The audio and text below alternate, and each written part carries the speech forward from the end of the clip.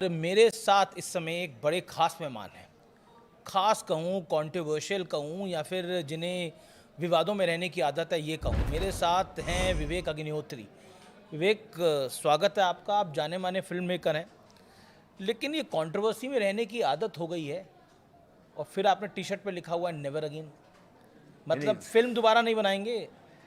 नहीं, देखिए ये बहुत सेंसिटिव चीज़ है, इसीलिए मैं ये पहन के घूम रहा हूँ। आपके लिए भी लाया हूँ एक टी-शर्ट, आपको जी, गिफ्ट करूँगा प्रोग्राम के बाद। जी, ये नेवर अगेन चालू हुआ था होलोकॉस्ट के बाद, ज्यूज़ ने चालू किया था और इसका मतलब है never again to genocide, never again to communal violence, never again to massacre of people, never again Pahalgam, never again Kashmir genocide, never again direct action day, never again Noakhali genocide, never again partition of India and never again banning of a trailer of any film maker. इसलिए ये। जी। चलिए, तो मेरा पहला सवाल और स्पष्ट सवाल यही है कि सारी फाइल्स का पीछे आप ही क्यों पड़े हैं? सारा ज़िम्मा आपने क्यों उठा लिया है? चलिए धन्यवाद। आपको अगर लगता है मेरे कंधे इतने मजबूत हैं कि मैं जिम्मा उठा सकता हूं तो इसलिए उठाया है कि जब फाइलें, देखिए भारतीय सिस्टम में क्या है, फाइलें दबा दी जाती हैं, अंदर कर दी जाती हैं, फिर कोई एक अफसर आता है वो कहता है इन फाइलों को निकालो। जी। पर कुछ ऐसे तथ्य हैं हमारे इतिहास के जिनको डिज़ाइन तरीके से, विधिवत तरीके से जिनको दबाया छुपाया गया एक नैरेटिव को आगे बढ़ाने के लिए। जी। लेकिन मुझे ऐसा लगता है कि जो हमारी जनरेशन्स हैं, नई जनरेशन है, उसको सत्य तो पता होना चाहिए। भारत का विभाजन क्यों हुआ, किस कारण हुआ, विभाजन का कुरुक्षेत्र क्या था, ये किसी को नहीं पता है। आपके ऑफिस में इतने लोग बैठे हैं, अभी आप एक एक से पूछना चालू करिए, किसी को नहीं पता होगा। पार्टीशन का सत्य ही नहीं पता है किसी को।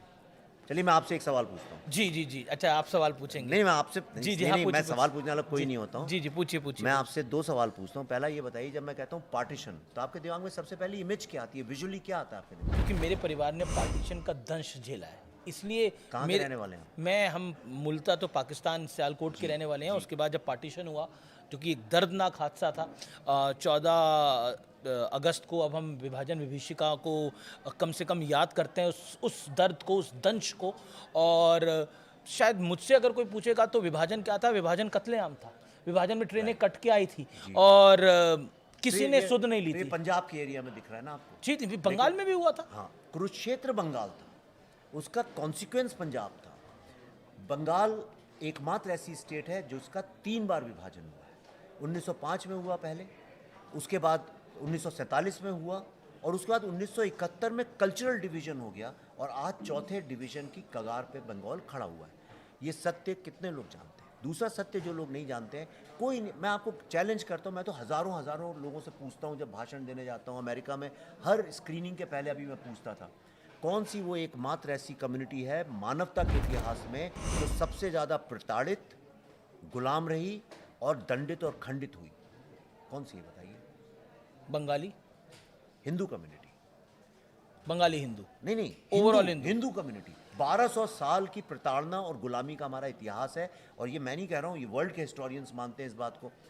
एक आपको यहूदी जीव बच्चा नहीं मिलेगा इजराइल का जिसको कि अपने होलोकॉस्ट के बारे में नहीं पता। एक ब्लैक बच्चा नहीं मिलेगा जिसको स्लेवरी के बारे में नहीं पता। एक जैपनीज़ बच्चा नहीं मिलेगा जिसको हिरोशिमा नागासाकी के बारे में नहीं पता। लेकिन हमारे बच्चे ब्लैक लाइव्स मैटर डालते हैं, लेकिन उनको अपने ही देश के सबसे बड़े जेनोसाइड जो डायरेक्ट एक्शन डे नोआखली है उसके बारे में नहीं पता। तो इसलिए कोई ना कोई तो इस फाइल को, सत्य लेकिन को जब आप निकालेगा। ये सत्य और तथ्य सामने रखते हो तो तकलीफ होती है। इस देश की लिबरल लॉबी को बहुत बड़ी तकलीफ होती है, उनके आप विलेन बन जाते हो। इस देश के एक बड़े पॉलिटिकल सिस्टम के आप विलेन बन जाते हो। धमकियां भी शायद आती होंगी, पहले भी कश्मीर फाइल्स के बाद भी आई है। वो कहते हैं कि आप नफरत का एजेंडा चला रहे हो। अभी जो मुर्शिदाबाद में हुआ वो तो मेरे कारण नहीं हुआ। बम्बई में जो ताज होटल पे हमला हुआ वो तो मैंने नहीं किया। ये सारा पंजाब में जो जो इतना टेररिज्म हुआ वो तो मेरे कारण नहीं हुआ। भारत का इतिहास जो दंगों, पार्टीशन क्या मैंने करवाया? तो ये मैंने तो नहीं करवाया। 70 साल तो उन्हीं लोगों की सरकार थी, रोक लेते। सबसे ज़्यादा दंगे इतने लिस्ट है, आप गूगल में पढ़ लीजिए तो कम्युनल वायलेंस, ऐसा कोई महीना हफ्ता नहीं मिलेगा जब यहाँ दंगे नहीं होते हैं। मैं एक स्टोरी टेलर हूँ, जैसे आप रिपोर्टर हैं, जो हो रहा है समाज में आप दिखाते हैं, मैं स्टोरी टेलर हूँ, जो हुआ है मैं उसको दिखाता हूँ। संघ मैं की विचारधारा को आपको ठीक लगती है? संघ की क्या विचार, मुझे संघ की विचारधारा में कोई प्रॉब्लम नहीं लगता है। और दूसरा, मैं यहाँ पे एक नैरेटिव करेक्ट करना चाहता हूँ। हमेशा ये माना जाता है हमारे यहाँ की फ्रीडम फाइटर्स वो थे जो कि जेल गए थे। फ्रीडम फाइटर्स क्या वो नहीं थे जिन्होंने सड़क पे उतर के तमाम महिलाओं को, बच्चों को, औरतों को, आदमियों को, बुजुर्गों को बचाया लड़के? उनका नाम और निशान कहाँ है? गोपाल मुखर्जी का नाम क्यों नहीं लेता कोई? राजेंद्र लाल रॉय चौधरी जी ने नोआखली में अकेले 2 दिन 2 रात तक लड़ाई लड़ी थी। जो लोग कांग्रेस के साथ नहीं थे, उन लोगों को हमने फ्रीडम फाइटर ही नहीं माना। सुभाष चंद्र बोस जी को किनारे कर दिया। नेवल म्यूटिनी में ऐसे महान लोग ने पार्टिसिपेट किया तो उनको फ्रीडम फाइटर ही नहीं माना इस देश ने। तो वो नैरेटिव गलत था, तो उनसे तो कोई सवाल नहीं पूछता है कि आपने झूठ का नैरेटिव क्यों बनाया। मैं आपको बताता हूँ, एक बात कहना चाहता हूँ, बहुत इंपॉर्टेंट बात है। हम हमेशा कहते हैं गांधी जी और नेहरू जी बहुत महान नेता थे, वाकई में महान व्यक्ति थे, इसमें कोई शक नहीं। मेरे दिल में बड़ी रिस्पेक्ट है गांधी जी के लिए और नेहरू जी के लिए, लेकिन वो फेल्ड लीडर्स थे। महात्मा गांधी फेल्ड लीडर थे? Of course. आप मुझे, नेहरू जी भी, आप मुझे बताइए। महात्मा गांधी, चलिए आप नेहरू को फेल्ड लीडर मानते हैं, महात्मा गांधी भी फेल्ड लीडर थे? दोनों दोनों। क्योंकि कैसे कैसे? बताता हूं। जिन्ना ने गौर का ऐलान किया, उसने कहा विश्व की सबसे प्राचीन जो सभ्यता है उसका मैं एक हिस्सा आपसे लेना चाहता हूँ। विभाजन करूंगा। जितने युद्ध होते हैं वो जमीन के लिए और रिसोर्सेज के लिए होते हैं। उसने कहा ये जमीन मैं आपसे ले लूंगा, ये रिसोर्सेज ले लूंगा। यहाँ तक कि तक्षशिला जो हमारी यूनिवर्सिटी थी विश्व की सबसे बड़ी, वो आज पाकिस्तान में है। जो 11 यूनिवर्सिटीज़ जो हमारी थी उनमें से कितनी सारी तो आज बांग्लादेश में है। तो उन्होंने ऐलान किया कि मैं तुम पे युद्ध करता हूँ। मैंने कहा अमीश जी मैं आपके घर का एक हिस्सा छीन लूँगा। या तो आपने कहा मालिक ले लीजिए, या आपने कहा मैं कोर्ट में जाऊँगा, या आपने कहा लेके दिखाओ। तो गांधी जी और नेहरू जी ने कहा ऐसा नहीं होगा। हमने बराबरी से युद्ध लड़ा। युद्ध में हारा कौन? हारा कौन?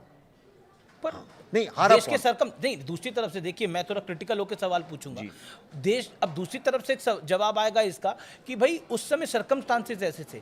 आप किसी भी कांग्रेस के वेटरन से पूछेंगे, कांग्रेस के नेता से पूछेंगे, सरकमस्टांसेस ऐसे थे कि विभाजन करना पड़ा। लेकिन उस विभाजन को याद क्यों करना है? उस नोआखली को याद क्यों करना है? नहीं, उल्टा पंजाब को याद क्यों? सवाल ही होना चाहिए कि इतनी बड़ी बलिदान को भूलना क्यों? इतने बड़े बड़े बलिदान को भूलना ही सबसे बड़ा पाप है। आपके दादाजी ने अगर इतना बलिदान किया है आपको आज यहाँ तक पहुँचाने के लिए, आपके पास ना उसका एल्बम है, ना आपको उसकी कहानी पता, आपके बच्चों को पता भी नहीं आपके दादाजी ने क्या किया। ये ज़्यादा बड़ा गुनाह है। ये अपने बच्चों को ये बताना कि देखो बेटा तुम्हारे दादाजी ने कितना बड़ा बलिदान दिया है और आज जहाँ तुम हो उनकी बदौलत हो। और इंश्योर कि आइंदा कभी ऐसी नौबत नहीं आए कि किसी को इतना बड़ा बलिदान देना पड़े। इसलिए अब तुम्हारे हाथ में बागडोर है, अब तुम अच्छे से चलाओ। क्या ज़्यादा बेटर है करना? अच्छा पुण्य किस में मिलेगा? दबाने में या बताने में? नहीं, बिल्कुल बताना चाहिए, जो सत्य है उसको बताना चाहिए। लेकिन फिर मैं आता हूँ, एजेंडा देखकर बताया जाता है। बंगाल के चुनाव अब अगले साल होंगे, उससे पहले बंगाल फाइल्स आ रही है और शायद ममता बनर्जी भी बड़ी चिंतित हैं इसको लेकर। वो लगभग 1 साल से चिंतित है आपकी फिल्म को लेकर। मैं एक पुरानी बाइट सुन रहा था उनकी, साल भर पुरानी। वो कह रही थी कि कुछ लोग आए थे जो कि नफरत फैलाने के एजेंडे के साथ आए हैं। उनका इशारा विवेक अग्निहोत्री पर था।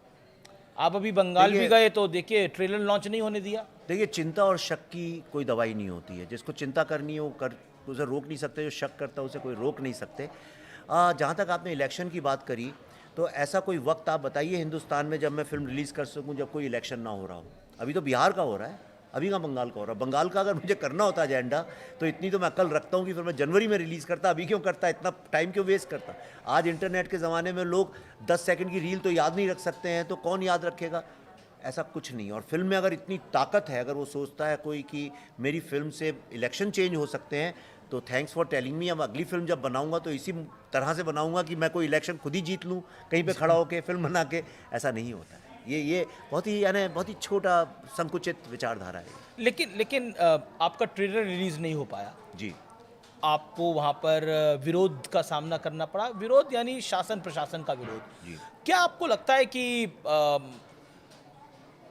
जो कि लंबरदार हैं फ्रीडम ऑफ स्पीच के, वो शांत रहे इस पूरे विषय को देखकर? हक सबको है, मैं ये मानता हूँ, आपको पूरा हक है अपनी फिल्म का ट्रेलर दिखाने का। देखिए, कोई एक ग्रुप है अगर वो फिल्म का विरोध करे या ट्रेलर को रोक दे या दंगा कर दे, तो सरकार ही कर रही है, मैं समझ सकता हूँ। लेकिन जिसने भारत के संविधान की ओथ ली है कि मैं सिटीजन्स की फ्री स्पीच को प्रोटेक्ट करूंगी या करूंगा, वही जब आपका काम रोके, यानी अमीश जी जब रक्षक ही भक्षक बन जाए, तो हम जैसे लोग क्या कर सकते हैं? और दूसरी बात, जो लोग इतनी फ्री स्पीच की बातें करते हैं, जो लोग संविधान दिखा दिखा के बातें करते हैं, उनमें से एक आदमी को ये गलत भी नहीं लगा, बल्कि वो उसको सपोर्ट करते हैं। जिनके दादा दादियों ने, जो कहते हैं मेरे दादा दादियों ने देश के फ्रीडम मूवमेंट में इतना बड़ा बलिदान दिया है, आपका इशारा समझ रहा हूँ। जब मैं उनकी कहानी बता रहा हूं तो उन लोगों को तो बल्कि मुझे सैल्यूट करना चाहिए, बजाय इसके कि वो लोग। आप तो उनके नाना को फेल्ड लीडर बता रहे हैं। नहीं, मैं किसी की बात नहीं कर रहा। क्यों? सबको पता है नहीं, नहीं, किसकी नहीं, बात कर रहे हैं आप। नहीं, नहीं, नहीं, आप गलत कह रहे हैं। वो मेरे चाचा। संविधान संविधान नहीं, आप पंडित नेहरू को फेल्ड लीडर बता रहे हैं। वो किसके नाना थे? नहीं, मेरे दिमाग में उनका नाम नहीं था। मैं नहीं बंगाल नहीं पे नहीं, क्यों नहीं, focused हूं। नहीं बिल्कुल आपके दिमाग में नहीं था, लेकिन मैं आपका इशारा समझ रहा हूँ। संविधान की कॉपी लेके कौन घूमता है? नहीं, मैं गांधी जी की बात कर रहा हूँ। उनके भी पोते हैं, ऐसा नहीं है। मैं खुद फ्रीडम फाइटर्स का बेटा हूँ, तो मैं सबकी बात कर रहा हूँ।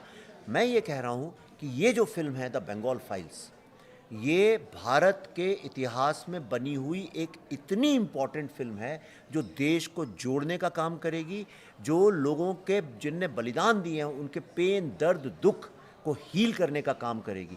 इस फिल्म को कोई भी जो व्यक्ति भारतीय मानता है अपने आप को, माँ भारती की इज्जत करता है, और जो बंगाली मानता है, वो कभी बैन करने की सोच ही नहीं सकता। इसको सिर्फ वही बैन कर सकता है जो या तो मुस्लिम लीग का अनुयायी है या जो कि पाकिस्तान के चलिए, मैं समर्थन आपसे एक और सवाल पूछता हूँ। क्या ममता बनर्जी को इस फिल्म को देखने के लिए आमंत्रित करेंगे, इनवाइट करेंगे? मेरे पास उनका नंबर नहीं। मैंने एक दो और जर्नलिस्ट से बोला आपके पास है तो आप मुझे दीजिए, या आप उन्हें मैसेज कर सकते हैं तो करिए।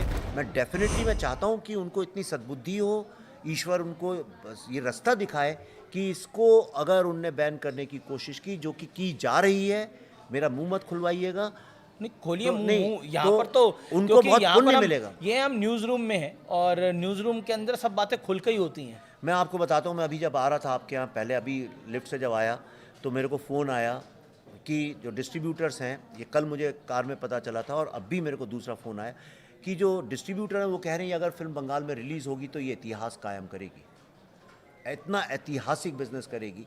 क्योंकि बंगाली हिंदू लोग आ के पूछ रहे थिएटर में कब आ रही है। आपको लगता है बंगाल में ये फिल्म रिलीज हो नहीं, पाएगी? नहीं, क्योंकि थिएटर वाले नहीं कर रहे हैं। नहीं, on a serious note, Bengal के मुख्यमंत्री इस फिल्म के खिलाफ हैं, और जब मुख्यमंत्री खिलाफ है, शासन खिलाफ है, प्रशासन खिलाफ है, तो कैसे फिल्म रिलीज हो जाएगी? पर कैसे खिलाफ हो सकते हैं? उनने कॉन्स्टिट्यूशन की ओथ ली है। ये फिल्म कॉन्स्टिट्यूशनल अथॉरिटी ने अप्रूव की है, सीबीएफसी ने। इसको रोकना इल्लीगल है, गुनाह है। उनका चश्मा कहता है ये नफरत फैलाएगी फिल्म। मुर्शिदाबाद मैंने किया था क्या? मेरी फिल्म के कारण हुआ। नफरत मैंने फैलाई थी मुर्शिदाबाद में। आरजी कर का जो इंसिडेंट है, 1 साल बाद भी आज उसको जस्टिस नहीं मिली है। मैं कर रहा हूँ क्या? आप बंगाल में जाके तो देखिए क्या हालत है। क्यों दो लोग अलग अलग डिवाइडेड हैं? क्यों हिंदू इलाके मुस्लिम इलाके अलग हैं? क्या कारण है कि आज। अच्छा, ये तो देश में भी, यूपी में भी मुस्लिम इलाके हैं। हाँ, पर वहाँ सरकार मेरी फिल्म तो नहीं बैन कर रही है। वो थोड़ी मुझ पर ये चार्ज वहाँ लगा। तो योगी जी की सरकार है, बीजेपी की सरकार है। तो महाराष्ट्र क्या- में आपकी फिल्म थोड़ी बैन होगी, नहीं, वहाँ फडणवीस की सरकार है। कर्नाटक की सरकार तो नहीं विरोध कर रही है, वहाँ तो कांग्रेस की सरकार है। स्टालिन की सरकार तो नहीं विरोध कर रही है। कश्मीर की तो कश्मीर में मुझे पसंद नहीं करते हैं। कश्मीर की सरकार तो नहीं विरोध कर रही है। पंजाब में तो आप पार्टी की है, वो लोग तो मुझसे बहुत चिढ़ते हैं, वो भी नहीं बैन कर रहे हैं। तो बंगाल वाले क्यों कर रहे हैं? जी चलिए, क्योंकि अब न्यूज़ रूम में बात करें तो खुल के बात करते हैं। कभी आपको किसी बड़े नेता ने, विपक्ष के, बोला हो विवेक तुम क्यों इतना बड़ा रिस्क लेते हो? कभी बोला है? नाम मत लीजिए आप, बेशक, बोला कि क्यों चक्कर में पड़े हो तुम? मुझे बहुत सारे नेताओं ने बोला है, पक्ष विपक्ष की बात नहीं करेंगे, बहुत सारे नेताओं ने बोला, बहुत सारे लोगों ने बोला है, बहुत सारे बॉलीवुड वालों ने बोला है, बहुत सारे मीडिया वालों ने बोला है, बोलते रहते हैं। लेकिन किसी ना किसी को तो इश्तहार उतार के दरारें दिखानी पड़ेंगी। जब तक आप दरार दिखाएंगे नहीं, उसकी मरम्मत होगी नहीं। आरएसएस चीफ ने एक बयान दिया कि हिंदू सेक्युलरिज्म की गारंटी है इस देश के अंदर, जिसको लेकर बड़ी तीखी प्रतिक्रिया विपक्ष की तरफ से भी आई है। आपका क्या टेक है एज अ फिल्म मेकर? तो सही बात है, इसमें क्या विवाद हो सकता है? आपको लगता है हिंदू सेक्युलरिज्म की गारंटी है? Of course. आप वर्ल्ड में कहीं भी चले जाइए, चलिए, भारतीय हिंदू लोग सब जगह हैं पूरे विश्व में। आप अमेरिका जाइए, मैं वहीं से आया अभी कुछ दिन पहले, या यूरोप जाइए, या आप जापान जाइए, या आप अफ्रीका जाइए, अफ्रीका चले जाइए। अगर रात को किसी को कोई समस्या और गाड़ियाँ आ रही हैं और लिफ्ट लेनी है, सबसे अधिक सेफ लोग फील करते हैं हमारे देश के लोगों के साथ। क्यों करते हैं? तो उसमें तो मुसलमान भी हो सकते हैं। बिल्कुल हो सकते हैं, भारतीय मुसलमान हो सकता है, राइट। हिंदू जो पूरी डीएनए है, वो हिंदू डीएनए ये है कि आप लिबरल किसको बोलते हैं कि तुम्हें जो करना है तुम करो, मुझे जो करना है मैं करूं। एक घर में 4 भाई हैं, एक भाई शिव जी को मानता है, एक भाई हनुमान जी को मानता है, तीसरा भाई किसी बाबा जी को मानता है, चौथा भगवान को ही नहीं मानता, और चारों प्रेम से रहते हैं। और माँ जो है वो पढ़ी लिखी नहीं है, वो हर पत्थर को पूजा करती जाती हैं, कहती हैं कण कण में भगवान। और पिताजी कहते हैं क्या मूर्खता करती हो तुम, ये कोई तरीका हुआ? एक ही घर में आपको ही मिलेगा। नई बहू आ जाएगी, वो अलग चीज़ करने लगेगी। सिख लड़की से शादी हो जाए तो लड़के गुरुद्वारे जाने लगेंगे उसके साथ में। सही कह रहा हूँ कि गलत कह रहा हूं? हिंदू लिबरल है? हिंदू से अधिक लिबरल विश्व में कौन है, और इसी का प्राइस हम पे करते हैं। तो अगर मोहन भागवत जी ने ये कहा है, मैं पॉलिटिक्स की बात नहीं समझता हूँ कौन क्या कर रहा है, अब मोहन भागवत जी नहीं कहते, अगर आप ये बात कहते तो भी मैं एग्री करता। ये बात तो मैं खुद ही कहता हूँ अपने भाषणों में, जी जी। राइट। चलिए अब आपकी फिल्म पे आते हैं। ये बंगाल फाइल्स का प्लॉट क्या है? हर फिल्म का प्लॉट होता है, तो इस फिल्म का प्लॉट क्या है? नुआखली प्लॉट है? इस फिल्म का मेन प्लॉट ये है कि वो क्या राजनीति थी, कौन सी वो खतरनाक राजनीति थी जिसके कारण भारत का विभाजन हुआ, नंबर 1। जी। और जिसमें ऑब्वियसली डायरेक्ट एक्शन डे और नुआखली जेनोसाइड है हिंदुओं का, जबकि खड़े होकर ऐलान किया था जिन्ना और सुहरावर्दी ने कि 16 अगस्त 1946, तो 16 अगस्त रमज़ान का 8वां दिन है, तब रमज़ान का महीना चल रहा था, तो उन्होंने कहा 16 ये रमज़ान का 8वां दिन है जिस दिन बैटल ऑफ बद्र हुई थी, जब 313 मुसलमानों ने हज़ारों काफिरों की हत्या की थी, और इसलिए हमें जिहाद करने का आदेश अल्लाह ने दिया है, और इसलिए इतने हिंदुओं को मार दो कि मुसलमानों की पॉपुलेशन जो है कलकत्ता में बढ़ जाए, ताकि कलकत्ता वो पाकिस्तान में चला जाए। उन्होंने किया। फिर गोपाल मुखर्जी जैसे लोग उठे 2 दिन के बाद, जब 40,000 हिंदू मर गए, तो उसके बाद ये लोग उठे, सबको यूनाइट किया गोपाल मुखर्जी ने, और फिर उन्होंने अपनी माँ बहनों की रक्षा करी। उस कारण सुहरावर्दी, उनको बुचर ऑफ बंगाल बोलते हैं, उनको ये रोकना पड़ा। पर उसके एवज में, उसके बदले में फिर उन्होंने नोआखली में जो जेनोसाइड किया है, उसके कारण महात्मा गांधी भी गए रोकने के लिए। महात्मा गांधी 6-7 महीने वहीं थे, आज़ादी हुई तो वहीं थे। महात्मा गांधी का स्टेटमेंट है न्यूयॉर्क टाइम्स में, सब इस मेरे डॉक्यूमेंट के अंदर है।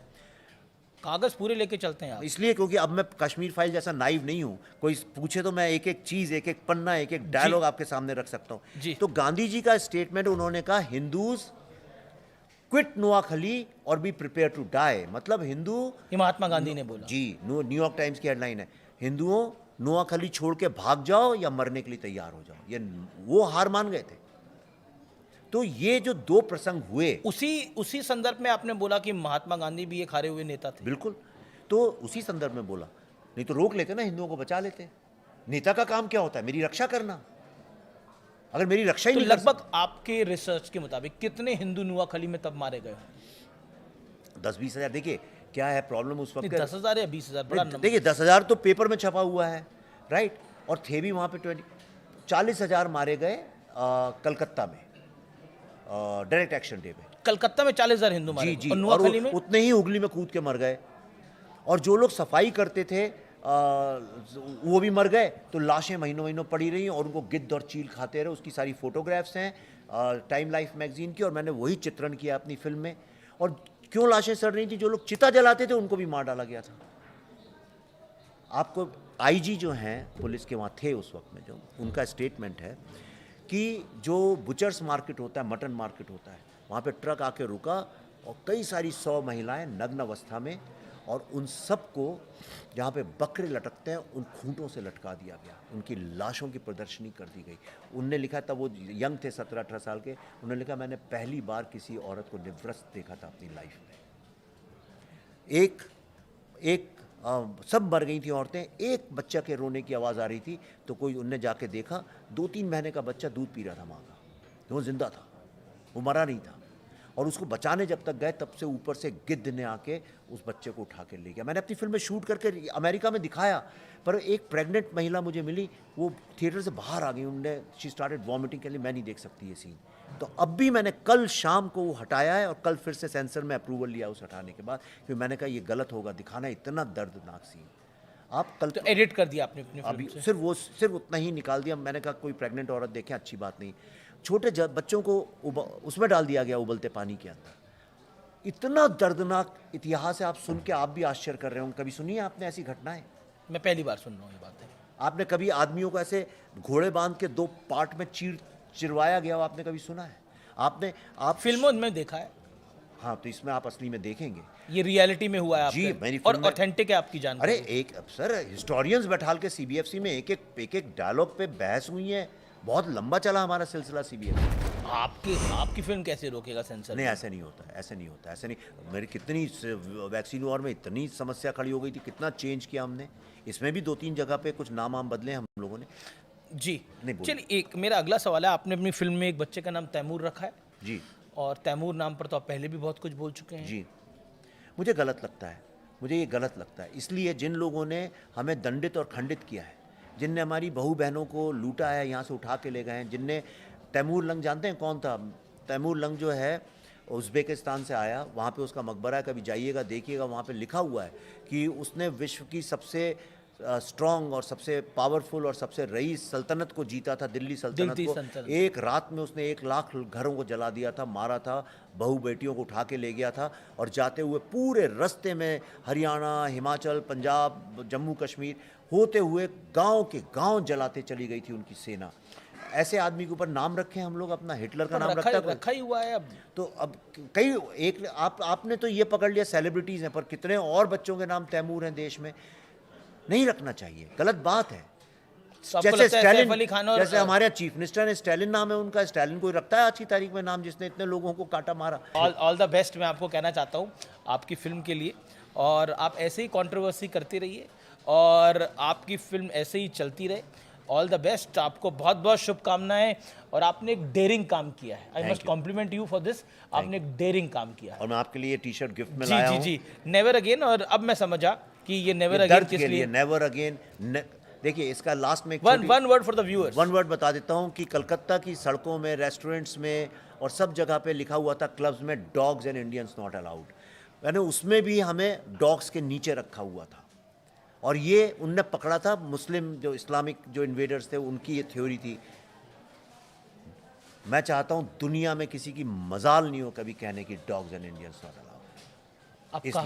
अब कहाँ किसी में दम है? भारत तीसरी चौथी बड़ी अर्थव्यवस्था है, अब किसी में कहाँ दम है भारत को रोकने का? मैं मानता हूँ क्योंकि एक हिंदू की जान ना जाए, एक भारतीय की जान ना जाए, पहलगाम कभी ना हो, never again Pahalgam, never again any communal violence, never again any Murshidabad. ये मेरा मैसेज है। बहुत बहुत शुक्रिया, thank you so much, pleasure having you. Thank you, thank you. तो ये थे विवेक अग्निहोत्री, आपका बहुत बहुत धन्यवाद, नमस्कार।